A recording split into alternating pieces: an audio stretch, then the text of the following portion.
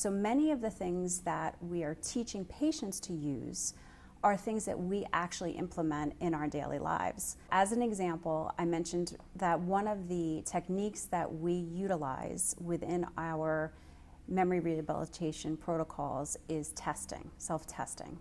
So self-testing is actually used very commonly in the educational system. It's really the premise behind quizzing.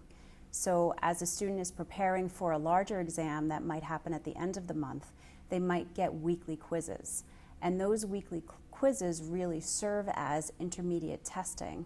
So the quizzing is not only telling the teacher what the student knows or doesn't know at any one point in time, but it's helping the student retrieve that information, and that's helping them learn that information better for that final test. Another example is spaced learning. So we teach patients that it's better to space out repetitions of information than to repeat them several times in a row.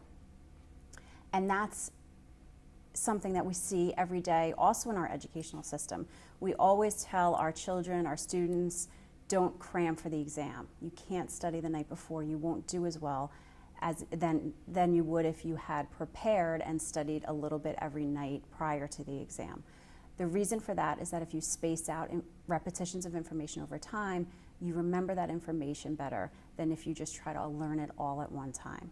So the techniques that we teach patients who have MS and patients who have traumatic brain injury are techniques that individuals that are healthy use in their everyday lives to maximize their memory functioning.